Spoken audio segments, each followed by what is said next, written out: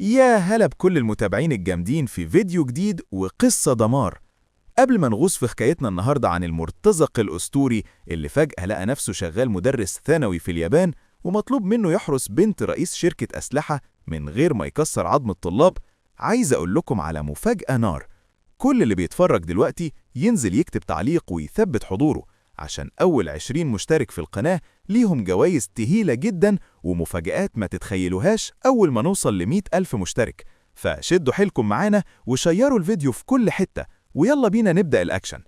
بطلنا شيا الناجي الوحيد من حادثة طيارة رشقت في الأرض، كان ماشي يتسوح في الغابة وبيدور على بق مية يبل بيه ريقه، وباين عليه كده إنه خسر أهله في الحادثة دي كمان يا عيني. ولما جسمه جاب آخره وفرفر وبدأ يفقد الوعي، طلع له فجأة جندي من القوات الخاصة لابس غماية على عينه زي القراصنة، وسأله: تحب تعيش؟ ولما شيا رد وقال له إنه متشبت في الدنيا وعايز يعيش، الراجل وضح له إن عيشته الجاية هتبقى قاسية ومرمطة، كلها معارك، لدرجة إنه هيلطم ويندم إنه ما ماتش. وعقبال ما الراجل بيحاول ينقذه، رجالته بيحاولوا يوقفوه وبيقولوا له: يا كابتن إحنا في نص مهمة، والزبالة اللي بتلمه ده هيعطلنا على الفاضي. بس الراجل اتعصب وفتح فيهم الرابع وقال لهم إنه ما بياخدش أوامر من ناس أضعف منه. وبكده الكابتن جوهي بقى أبو شيا بالتبني. ولما رجعوا القاعدة، جوزو ادى شيا مسدس بكرة وقال له: مبروك عليك، ده بقى بتاعك دلوقتي. وشرح له إنه لازم يعيش بيه ويموت بيه، مع إنه عارف إن الموت لسه بدري عليه قوي. جوزو جاب له حتتين أكل وبق مية وقال له: كل، ولما تخلص هتبقى محارب. وده خلى الواد يبرق من المفاجأة. وبعد الأكل، جوزو كشف عن خطته لتدريب شيا من غير ذرة رحمة، وإنه هيفرمه ويحوله لمحارب بجد في 5 سنين بس. جوهي ده أصلاً محترف قتال ومقضيها عمليات حرب عصابات في العالم كله. وزي ما قال بالملي، جوزو بدأ يدخل شيا في جلسات تدريب قاسية تطلع عينه، علمه الفنون القتالية وإزاي يلعب بكل أنواع الأسلحة كمان. وقبل ما الواد يحس بنفسه، بقى وحش كاسر لدرجة إن محدش في الوحدة بقى يجرؤ يبصله بطرف عينه أو يعامله كأنه زبالة تاني. وفي يوم من الأيام وهو بيتدرب مع أبوه العجوز، شيا اصطاد خنزير بري بطلقة قناصة واحدة، وفي الآخر سحبه ورجع بيه القاعدة. ولما عرفوا باللي عمله، باقي رجالة الوحدة كانوا مبهورين ومصدومين من موهبته الفذة، خصوصا إن عنده 10 سنين بس. ده حتى بعضهم قال إنه ممكن يكون موهوب أكتر من الكابتن نفسه، اللي بيتقال عليه إنه يقدر يطير العين اليمين لغزال من على بعد كيلومتر وهو حاطط رجل على رجل. وبعد 12 سنة في معسكر للعدو، الأعداء ظهروا وهم بيرغوا عن مرتزق خطير طلع في الساحة اسمه كريمسون. وحسب فتي كلامهم، بيتقال إن كريمسون ده قناص بريمو، يقدر يطير العين الشمال لناموسة من على بعد 2 كيلومتر. ولما يكون معاهم حد عفريت زيه ضدهم، أدركوا إنهم كده جابوا أجلهم. واحد من العساكر اللي مش مصدق إن في ألعيب زي دي قعد يتريق على الإشاعة، بس حصل اللي ما كانش على البال ولا الخاطر.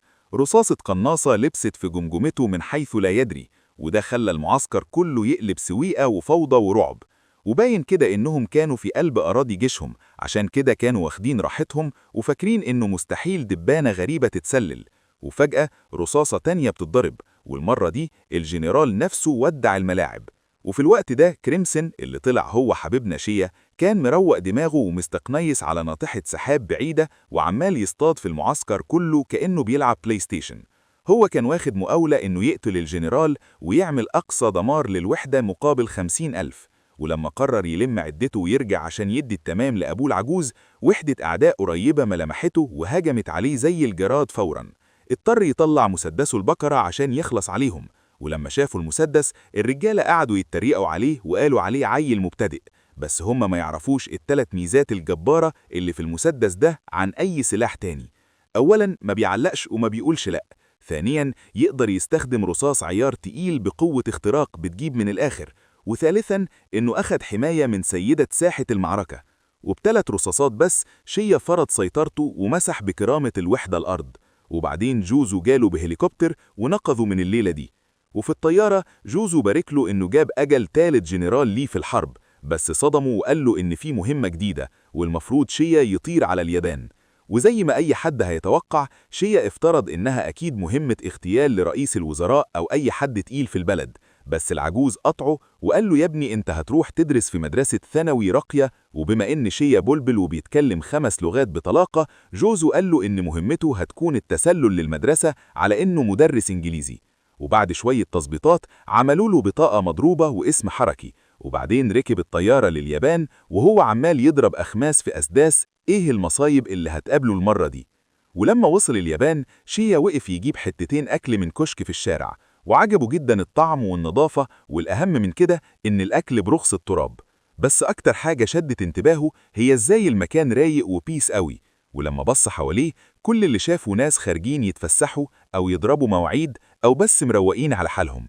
وبعدين قعد يسأل نفسه إيه المهمة المهببة اللي ممكن تستناه في بلد مسالم زي ده. وبعد ما أكل، شيا راح البيت المتأمن اللي ظبطوهوله، ولما وصل منطقة سكنية راقية لقى شقته جوه ناطحة سحاب وعجبه المنظر، وكمان الشقة كانت خطوتين من المدرسة اللي هيدرس فيها. ولما دخل، شيا حس إن في حاجة غلط مش متظبطة، بس قرر يطنش ويقعد. وبعدها بثواني راجل هجم عليه من ظهره بسكينة عايز يخلله، بس بفضل قرون الاستشعار بتاعته لقطه في الوقت المناسب. مسك إزازة مية ورزعها في وش الراجل عشان يعميه، وبعدين اداله بوكس طوالي في وشه خلى الراجل يلف حوالين نفسه. ومن غير ما يجيب ورا، الراجل لسه بيحاول يضربه بكل عزم ما فيه، بس شيا كان بيتفاداها كأنه بيلعب مع عيل صغير ووقع له السكينة. ولما الراجل شاف الماكينة البشرية اللي قدامه، اتأكد إن ده فعلا كريمسون اللي مجننهم. شيا مسك الراجل من زمارة رقبته وسأله: انت مين يلا؟ الراجل جاب ورا بسرعة وقال إنه غالبا شرب مقلب في نفسه عشان يفكر إنه يقدر يغلب كريمسون الأسطوري بطوله. شيا وهو حاسس بشوية نفخة كدابة قال له: يبقى تجيب معاك 5 رجالة المرة الجاية عشان تسليني. فجأة طلعت بنت شابة من وراه وموجهة مسدس على نافوخه وبتأمره يثبت مكانه. شيا اللي كان أبرد من التلاجة قال لها بكل روقان إن أجزاء المسدس مش مسحوبة يا حلوة، وده حلها ترتبك. وبعدين لف ومسك أسطوانة المسدس في كسر ثانية وقال لها تفتح عينيها أكتر المرة الجاية. البنت شكرته على النصيحة، بس قالت له إنه هيحتاجها، لأن كل اللي هم جايين يعملوه هو إنهم يغطوه ويوفروا له دعم. وبعدين قدموا نفسهم رسمي باسم أولفهايم وميلن. أولفهايم هيخش الأكاديمية كمدرس فنون عشان يسند شيا ويساعده يفهم الثقافة بدل ما هو بطيخة كده. أما ميلن فهتدخل كطالبة عشان تدعمه من تحت لتحت. شيا كشف ليهم إنه كان حاسس بيهم أول ما عدى بالباب، وكان مستني بس عشان يشوف آخرهم إيه. سألهم لو هم قاصدين يعملوا هجوم كحيان كده عشان يختبروه، بس الاتنين جابوا جاز لأنهم كانوا فعلا جايبين آخرهم في الهجوم. ولما سألوه لو عنده استفسارات، شيا سأل ميلن إزاي فاكرة إنها هتنفع تمثل إنها عيل مراهق وهي باين قوي إنها شحطة في العشرينات، وده عصبها جدا وطلعت دخان من ودانها. فشرحت إن عشان بشرتها زي الحرير ومفيهاش غلطة هتمشي عادي وسط طالبات الثانوي اليابانيات ومحدش هياخد باله. أولفهايم كربسها وقال لها تبطل نفخة كدابة، فالبنت عصبت أكتر. الاتنين بعد كده قرروا يكبوا العشاء ويشرحوا لشيا المهمة. الهدف هو التسلل للأكاديمية عشان يبقوا بادي جارد لساكوراكو كوجو، بنت رئيس شركة عسكرية عالمية واللي بتدرس في المدرسة. دي شركة عسكرية يابانية مستخبية في الذرة ومشهورة بتطوير معدات الحرب من أول الصواريخ لحد رصاص المسدسات. بيتقال إن الشركة دي بتستنصح وبتستخدم الدول اللي جنبها كطرق لف عشان تهرب من قوانين تصدير الأسلحة، وده ما كانش عامل قلق قوي طول ما هو في الغرب. بس وصلهم عسافير إن رئيس كوجو بدأ يسرب المنتجات للدول الشيوعية، وده هيودي العالم في داهية. وبما إن المنظمات من كل حتة في العالم حاطين عينهم على الليلة دي، هم غالبا هيحاولوا يمسكوه من إيده اللي بتوجعه ويستخدموا بنته كورق الضغط. وعشان كده أجروا حد بريمو زي شيا عشان يفتح عينه عليها ويحرسها من الأشباح دول. ومطلوب من شيا كمان إنه يسبل لساكوراكو ويسحب منها معلومات عن تصدير الأسلحة عشان يسبقوا القوات التانية بخطوة، بس دي هتبقى معضلة لأن أخونا ده ما عندوش ريحة الرومانسية. مالن علقت وقالت إن شكله الفخم واللامبالاة المفروض يخليها تدوب فيه بطبيعتها من غير مجهود. وتاني يوم وبناء على الداتا اللي جات له عن الهدف، شيا نط في الأتوبيس اللي ساكوراكو بتركبه. ولما الأتوبيس اتحرك، شيا لاحظ إن البنت بتفرك وبتتصرف بغرابة، فافترض بعبقريته إنها أكيد سخنة أو واخدة دور برد. ولما فتح الخط مع باقي الفريق من خلال جهاز الاتصال السري وسألهم يلف ويرجع البيت ولا إيه، قالوا له: انت عبيط يا ابني، انت مش في بوزيشن يسمح لك تعمل كده مع واحدة ما تعرفهاش أصلا. أولفهايم اللي كان باصص على الليلة دي كلها بطيارة مسيرة من فوق وضح له إن ساكوراكو ولا سخنة ولا حاجة، دي بس مكسوفة ومش على بعضها. وبين كده إن في راجل عجوز ملزق واقف وراها في الأتوبيس وعمال يضايقها. شيا شغل مخه وقال بس ده أكيد بودي جارد تبعها برضه. بس لما الراجل المريب ده قرر يزودها ويتمادى في قلة أدبه معاها، شيا قرر يتدخل زي الفارس أبو درع بيلمع اللي ساكوراكو كانت بتدعي يجي ينقذها. شيا مسك دراع الراجل ولواه لحد ما جاب آخره وكان هيكسرهوله، وده خلى الراجل يصرخ زي العيال الصغيرة من الألم. وبعد ما مسح بكرامة الراجل الأرض، ساكوراكو شكرت شيا إنه أنقذها، بس هو كبر دماغه وعمل عبيط وقال لها إنها لازم تسترجل وتدافع عن نفسها، لأنها مش هتلاقي ديليفري إنقاذ زي ده في ساحة المعركة. ولما أولفهايم وميلين سمعوا الجملة الكرنج دي، قعدوا يضربوا كف على كف ويتسألوا هو الواد ده عمره ما كلم صنف الحريم قبل كده بجد ولا إيه. وبعد شوية الأتوبيس وقف وقفة سريعة، فالراجل الملزق نزل طيران وأخد ديله في سنانه وبدأ يجري، وعشان شيا مش بيسيب حقه جرى وراه وجابه من قفاه في حارة ضلمة. ولما الراجل جاب آخره وفهم إنه مش هيقدر يفلت، طلع صاعق كهربائي وعمل فيها شبح وهدد شيا بيه لو قرب، بس اتفاجئ إن شيا مسك إيده قبل ما يبربش جروش ورزعه في الأرض خلاه ينسى اسمه في أقل من ثانية. وبعدين طلب من أولفهايم يطلب له البوليس. أولفهايم ما كانش عاجبه الحوار عشان المفروض إنهم شغالين في الذرة ومحدش يحس بيهم، بس لما شيا فكروا إنه قاتل مأجور وممكن يطربقها على دماغهم وافق وهو ساكت. وبعد ما خلصوا من الفيلم ده، شيا وصل المدرسة واكتشف إن الوقت سرقه جداً، وبما إن البوليس عطلوا كتير بعد ما سلمهم المتحرش ما كانش في إيده حل تاني. أولفهايم أمره يطلع طوالي على مكتب المدير، بس الصدمة كانت لما اكتشف إن شيا ما يعرفش يعني إيه مدير أصلاً، لأنه متربي وسط عصابات أمريكا الجنوبية عمره ما شاف شكل التختة. بس ميلين اللي كانت قاعدة في فصلها ومستقنية شرحت له في ودنه إن المدير ده زي العقيد في الجيش كده بس على مقاس المدرسة. ولما سمع الكلمتين دول شيا ضرب تعظيم سلام في سره وأدرك إن الراجل ده أكيد رتبة تقيلة. راح على مكتب الإدارة فوراً عشان يقدم التمام الرسمي، ولما وصل هناك اتفاجئ جداً لأن الراجل اللي شافه ملوش أي علاقة بالعقداء خالص. المدير رحب بيه بحرارة وقعد يتغزل في وسامته، وعقبال ما شيا كان بيحاول يحلل إيه المهارات القتالية اللي العجوز ده مخبيها، المدير مد إيده في جيب الجاكيت عشان يطلع حاجة.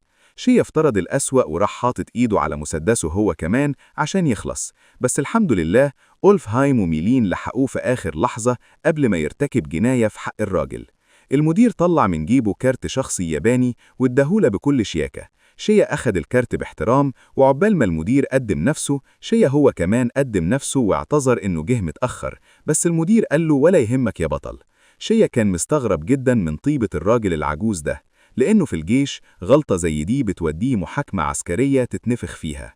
وبعدين العجوز شرح إنه جاله تليفون من البوليس عن الموقف الشهم اللي عمله الصبح، وعشان كده قعد يطبل لشجاعته. وبعدين عين شيا كمساعد مدرس فصل لفصل 2B، اللي سبحان الله طلع نفس الفصل اللي ساكوراكو وميلين بيدرسوا فيه. وهو خارج من المكتب شيا من كتر الاندماج قال له تسلم يا سيادة العقيد، وده خلى العجوز يبرق من المفاجأة. وفي طريقه للفصل أولفهايم اضطر يتأكد إن السلاح الوحيد اللي شيا واخده معاه هو مسدسه عشان ما يعملش مجزرة. ولما شيا وصل أخيراً لباب الفصل، ميلين أمرته يدخل ويتأكد إنه بيمثل دور المدرس صح. شيا فتح الباب واستعد يواجه أشرس كائنات عمره ما شافها قبل كده، الطلاب. ولما دخل شيا قلب الفصل كله لأسباب كتير. البنات كانوا هيمنين ومسبلين في هالته ووسامته، والولاد كانوا قاعدين بيغلوا ومحبطين عشان المدرس طلع راجل حليوة هياكل الجو. البنات فتحوا عليه ماسورة أسئلة من أول بتحب تاكل إيه لحد إيه مواصفات فتاة أحلامك. ميلين كانت عاملة حساب إن شيا هيبقى نجم الجيل وسط الطلاب، بس حتى هي ما توقعتش الهيصة دي كلها. لحسن الحظ ساكوراكو الهدف بتاعهم طلعت من ضمن البنات اللي دابوا في دباديبه، ولما ميلين لقطت الحتة دي كلمته في السر وقالت له يشوف طريقة يستغل بيها التسبيلة دي لصالحهم. بس قبل كل ده شيا كان لازم لسه يقدم نفسه للجمهور.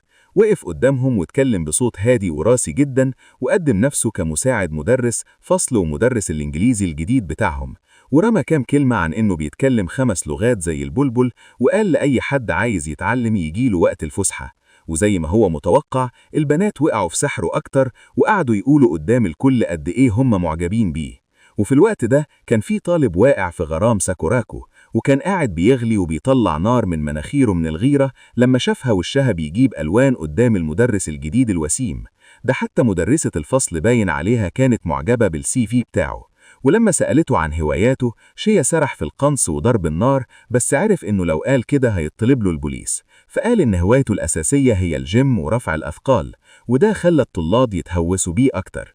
بس في طالب معين مقلبس كده كان قاعد بيتحرق من الكره والغيرة، باين كده إنه كان قايل لزمايله في الفصل قبلها إن هوايته رفع الأثقال برضه، بس هم أخدوها تريقة وضحكوا عليه.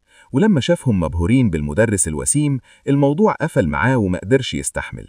كرمش حتة ورقة كبيرة ورماها على الأستاذ بغل السنين، ومصمم يخلي شكله وحش قدامهم.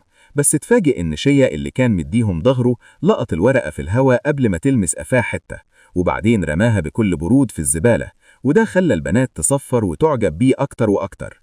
وقت الفسحة، البنات انتشروا في المدرسة كلها بيدوروا على شيا بالبطاقة، بس فص ملح وداب مش لاقيينه في أي حتة. وزي باقي الشلة، ساكوراكو هي كمان كانت عايزة تتكلم معاه بس في أمور شخصية أكتر. ولما ميلين عرفت كده، رنت على أولفهايم تسأله لو حاطت عينه على شيا عشان هي مش لاقياه. وبعد تدوير شوية، أولفهايم لقط مكانه، بس لقاه في موقف مش لطيف خالص، فبلغ ميلين فوراً عشان يلحقوا المصيبة اللي هتحصل. وفي الوقت ده، ورا واحد من مباني المدرسة، شيا كان واقف مع الطالب اللي بعتله عشان يتكلم معاه عن ساكوراكو. ولما شافه ماسك مضرب بيسبول، دماغه لفت وسأله بكل براءة: هو أنت في نادي البيسبول؟ الطالب اتنرفز وقال له إنه في نادي المروح للبيت. شيا كالعادة اللي مش فاهم ألف باء حياة مدنية اتلخبط أكتر وسأله بجدية: هو في نادي كده بجد؟ وده خلى الطالب يفقد البقية من عقله. الطالب قال له إنه طايق العمى عشان الطريقة اللي ساكوراكو بتبصله بيها. شيا رد ببرود إنه ملوش فيه وما يعرفش هي بتشوفه إزاي، بس هو هيخلع لأنه مش ناوي يلعب بيسبول. وبكده الطالب فصل شحن وهجم عليه بالمضرب وقال له في وشه إنه هيفلق له دماغه. ولما ضرب أول ضربة اتفاداها كأنه بيلعب مع دبانة، وقال له ببرود: أنت بره النطاق يا كابتن. الطالب اتجنن وقعد يلوش بالمضرب، بس شيا فضل يديله كورسات في إزاي يضرب صح وهو عمال يتفادى الضربات. وفي الآخر لما زهق من اللعب مع العيل ده، خبطه ضربة خفيفة بكف إيده على جبهته خلاه يفقد الوعي ويجيب شاشة سودة. أولفهايم وميلين وصلوا ولقوا شيا برغم كل اللي اتقال نيم طالب من أول يوم شغل. وبعد ما ضربوا شوية، شيا شاله على كتفه كأنه شوال بطاطس وراح بيه عيادة المدرسة. وهم ماشيين في الطرقة، الطلاب كانوا فاتحين بقهم من الصدمة.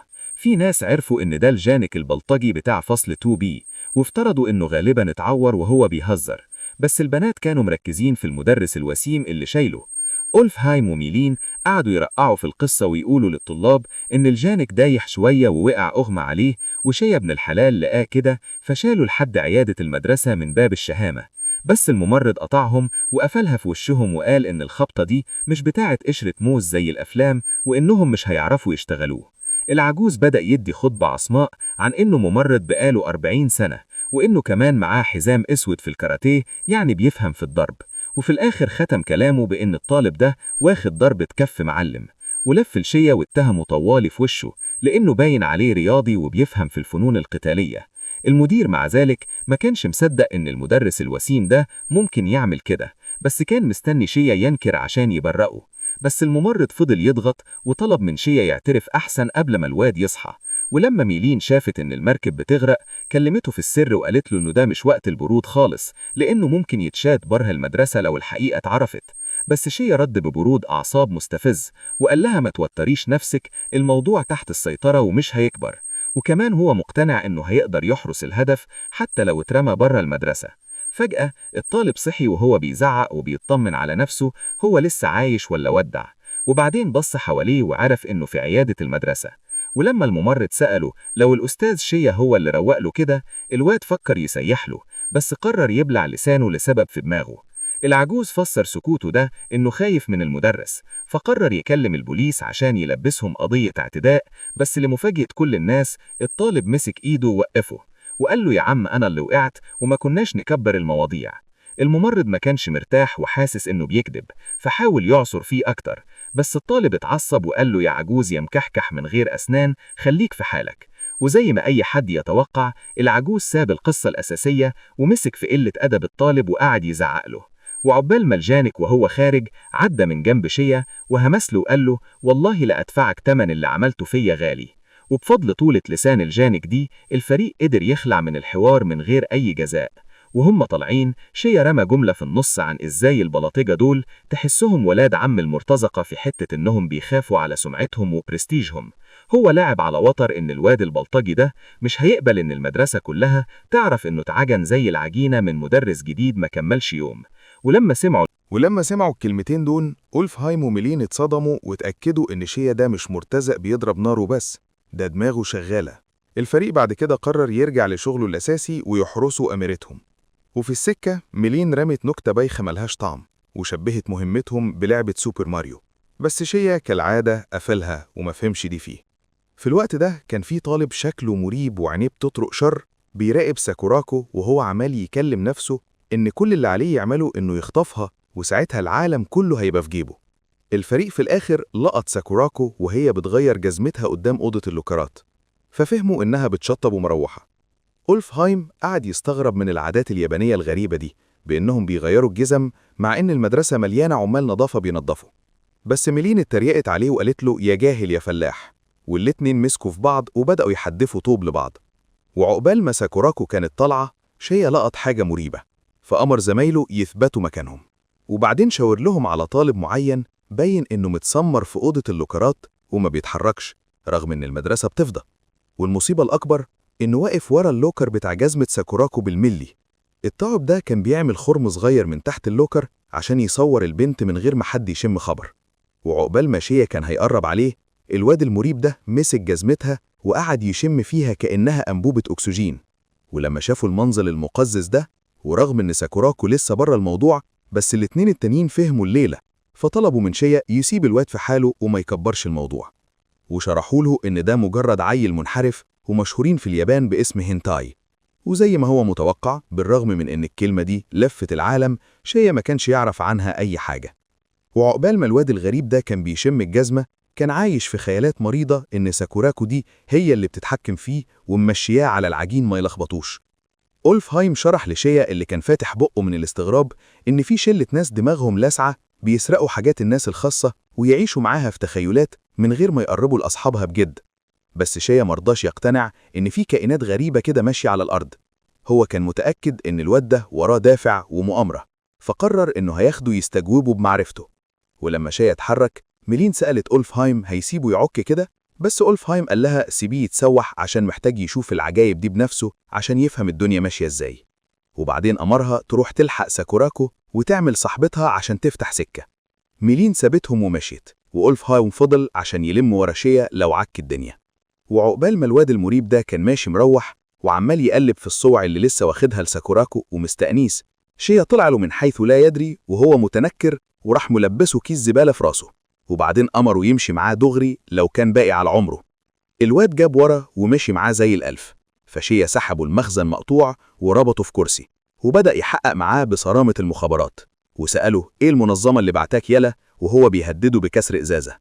الواد كان بيترعش ومش فاهم أي حاجة، فشيا قعد يرسله أسامي منظمات سرية بتخض وسأله هو شغال مع مين فيهم، وبعدين قال له إنه خلص على رجالة من كل المنظمات دي وإنه مش هيرحمه لو فكر يهوب ناحية ساكوراكو تاني.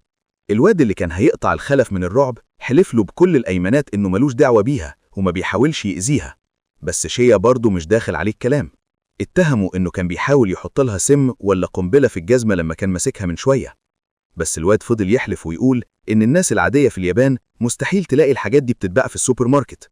بس شيا قرر يعلي ليفل الرعب، قال له إنه هيسلخ جلد رقبته وإنه لو صرخ يبقى هو عميل جاي عشان ساكوراكو، لكن لو استحمل وما فتحش بقه يبقى هو عميل شجاع وجاي عشان حاجة أكبر منها. ولما سمع الكلام اللي يوقف القلب ده الواد جاب مية من كل حتة. شيا عمل حركة كأنه هيهجم عليه بجد، وده خلى الواد يعمل بيبي على روحه ويفقد الوعي من الرعب. ومن الرياكشن ده شيا اتأكد أخيرا إن العيل ده مش تبع أي حد ومجرد عبيط. وبعد شوية أولفهايم دخل عليهم وشكر شيا في سره إنه مسك أعصابه وما ضربش الواد بجد. شالوا الواد ورموه في محطة أتوبيس وسابوه هناك لحد ما يفوق وهم طاروا، والاتنين رجعوا عشان يكملوا مهمتهم في حراسة الهدف بتاعهم. وفي الوقت ده ميلين بتعمل عبيطة وتمشي ورا ساكوراكو كأن سكتهم واحدة، بس هما الاتنين ما يعرفوش إن في قناص محترف قاعد مستني الأوامر عشان يخلص على ساكوراكو. ولما القناص لمح ميلين بتقرب منها مرضاش يضرب عشان ما يبوظش الليلة، وقرر يستنى اللقطة التمام.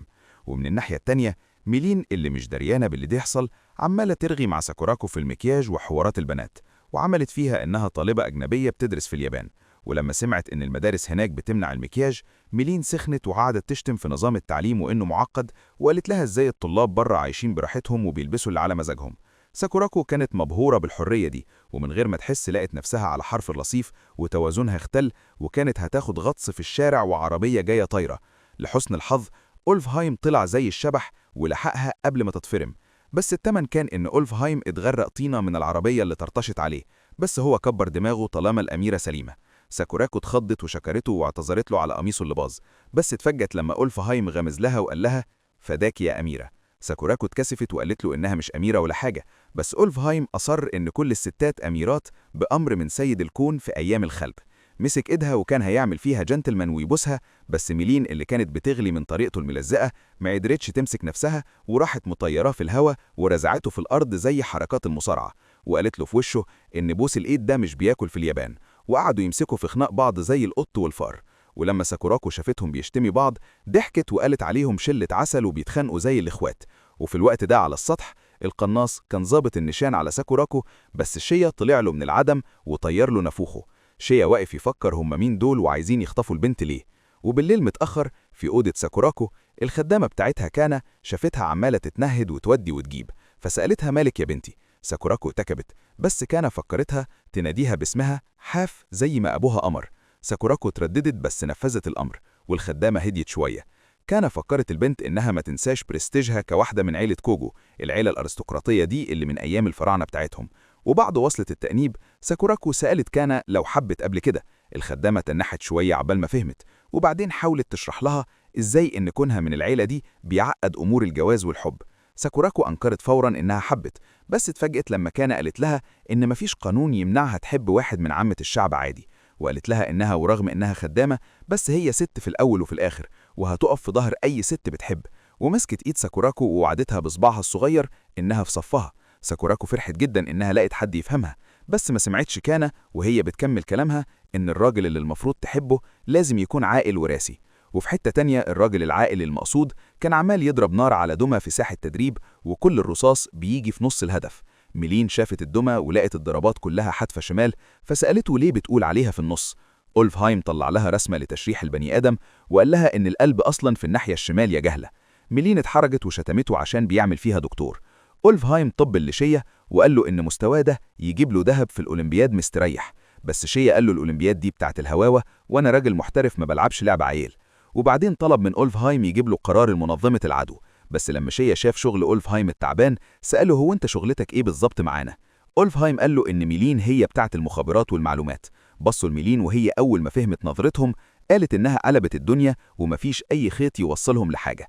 شيا شغل دماغه وقال إن المنظمة دي أكيد تقيلة عشان تأجر قناص، ووصف الراجل اللي طيره إنه جندي متدرب صح، وإن بندقية القنص دي مش أي حد يدخل اليابان كده سهل. بص في صور السلاح وطلع اسمه وسنة صنعه والبلد اللي عملته. أولفهايم قال لو الليلة فيها سلاح دراجونوف فهنعرف مين اللي وراها. ميلين طلعت فاس من العدم وشتمته وقالت له يا متخلف مفيش حد عاقل هيمشي في الشارع بفاس بتخر دم. وعقبال ما مسكوا في بعض استنتجوا إنهم مش هيعرفوا يجيبوا المنظمة من السلاح، فمفيش قدامهم غير إنهم يستنوا الخطوة التانية ويردوا عليها. شيا فتح كاميرات المراقبة وقال لزمايله إنهم يكملوا حراسة ويستنوا أوامر من الزعيم الأخير. وافقوه، بس أولفهايم كان هيتهبل وهو باصص للكاميرا وشايف ساكوراكو وهي بتسرح شعرها قدام المراية ومركز معاها بزيادة. بس فجأة الشاشة ضلمت وبيبص لقى ميلين ماسكة مسدس وبتبصله بغل. أولفهايم حاول يهبد اللعبة بس هي قالت له إنها بتسخن على الرماية، وفورا الرصاص زغرت في المكان وأولفهايم قعد يتنطط عشان ينجد بحياته.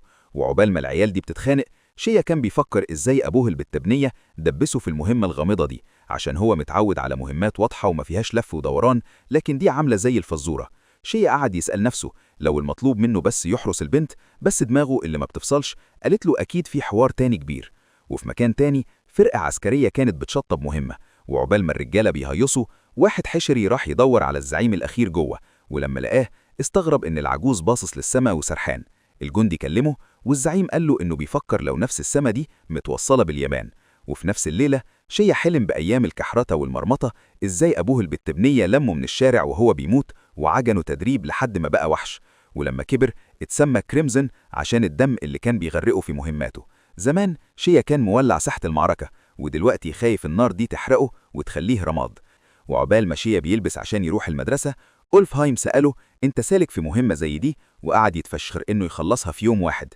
وبدافع الفضول شيا سأله هو انت داخل اوضتي اصلا ليه؟ فأولفهايم مسك فيه وقال له انه كان قلقان عليه عشان النقلة من الحرب لليابان زي الفرق بين السماء والأرض. وبعدين قال له تعالى نفطر سوا قبل ما ننزل المدرسة. شيا وافق ونزلوا المدرسة. وفي الفصل شيا كان بيقرأ رواية إنجليزي والبنات كانوا دايبين في صوته. ميلين شافت ساكوراكو وشها جايب ألوان فقالت عليها كيوت. وفي الوقت ده طالب اسمه هيديكي كان متغاظ من شيا عشان ساحب السجادة من تحتهم. كان نفسه يبقى نجم عشان هو بيهتم بنظافة الشخص مش شكله. وبالصدفة فيوز كان بيبص للمدرس بغل. وعقبال ما ساكوراكو كانت مسبلة في الحمام، هيديكي قرب من فيوز ولما لقى الواد بيطلع نار قال له أنا معاك في نفس المركب. فيوز استغرب وفكره ملوش شلة، فهيديكي قال له أيوة بس أنا معايا فلوس زي الرز. واتفقوا إن هيديكي يمول الليلة وفيوز يلم البلطجية عشان يعجنوا شيا. فيوز الفكرة دخلت دماغه واتفقوا، وفورا فيوز عمل تليفوناته ولم صيع البلد كلها ووعدهم بباكو حلو. فالعيال ركبوا موتوسيكلاتهم وجم طايرين. وتاني يوم ساكوراكو نازلة من الأتوبيس وبتتمشى والطلاب مبهورين بجمالها. وفي أتوبيس راكن أولفهايم وميلين بيراقبوها بطيارة مسيرة. أولفهايم قعد يتغزل فيها وحتى ميلين اعترفت إن البنت صاروخ وأحلى منها. أولفهايم استغرب ليه ساكوراكو ماشية بطولها كده والمفروض تتزف بعربيات حراسة. ميلين فكرته إن ده شغلهم أصلا، بس أولفهايم قال له الناس التقيلة بيبقى ليهم حرس. ميلين شرحت له إن المدرسة دي بتمنع العربيات عشان ما يحسوش بفرق الطبقات، وإن شعارهم الاعتماد على النفس. وقالت لها إن أبوها كان عايز يدخلها مدرسة بنات بس هي اللي أصرت تيجي هنا. وهم بيتفرجوا أولفهايم قال إنها بتسحر أي راجل ماشي جنبها، فميلين قالت له شيا بيعمل نفس الحوار. وفعلا شافوه ماشي والبنات هيموتوا عليه.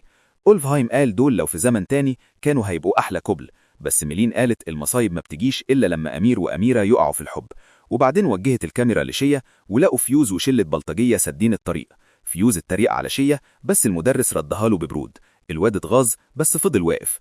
أولفهايم وميلين قالوا على فيوز ده إنسان غابي عشان جايب شلة يضربوا واحد، بس أولفهايم قال إن العدد في الليمون وما بيفرقش مع كريمزل. شيا فهم الليلة فقلع الكرافتة وقال لفيوز تعالى الحتة هادية.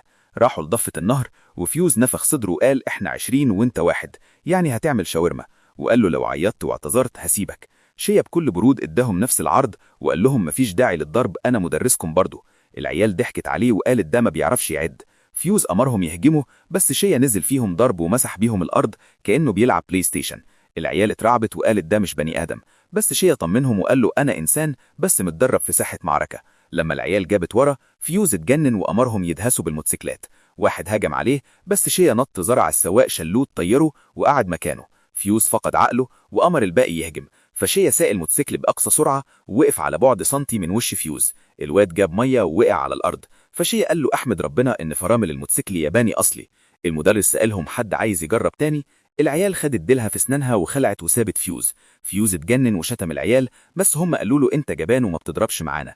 فيوز المحبط شتم شيا وقال له انت مقاتل، فشيا قال له عايز ايه يا جبان؟ فيوز قال له لو راجل نلعب لعبة الجبان، اللي يدوس فرامل الأول يخسر وهم داخلين في الحيطة. ميلين اتجننت ان شيا وافق على العبط ده وكلمته في السر وقالت له انت غبي، ما تعجنهم وتخلص، ولو خسرت هتعمل ايه؟ شيا قال لها هنشوف هناك وقفن السكة. ميلين شتمت أولفهايم بس هو قال شيا ما بياخدش على قفاه. شيا افتكر جندي صغير مات معاه زمان وكان شايف فيوز شبهه. المطر نزل والسباق بدأ. شيا زود السرعة وفيوز كمان، بس شيا ما تهزش والحيطة بتقرب. ميلين صرخت بس أولفهايم كان مبسوط بشجاعة فيوز. وفي آخر لحظة فيوز داس فرامل وشيا نط من الموتوسيكل وعمل نفسه درع وحماما خبطة. الموتوسيكلات اتدشمت. شيا قام وسأل فيوز انت سليم؟ الواد اتصدم ان شيا انقذه. شيا فهم ان فيوز بيعمل كده عشان وحيد ومحدش معبره. فيوز قال له ما تبصلوش بشفقة. شيا قال له في عالمي العيال دي ثروة مش بتتساب كده، ومد ايده لفيوز وقال له انت مش لوحدك، ولو مخنوق او عايز تضرب حد تعالى لي. الواد انهار من العياط وسلم عليه ووافق. ميلين وأولفهايم اتصدموا من حنيته. بره فيوز عرض على شيا اي مساعدة وشيا رد بكلام مكلكع الواد ما فهموش. ميلين عرفت انها هي اللي هتشيل طين تنظيف الليلة دي كلها، وهيديكي كان بيراقبهم من بعيد وشتم فيوز وقرر يطرد شيا بنفسه. وبعد أسبوع ساكوراكو كانت بتعزف بيانو، وميلين سألت أولفهايم فين شيا، فقال لها ده بيتنفخ في مكتب المدير.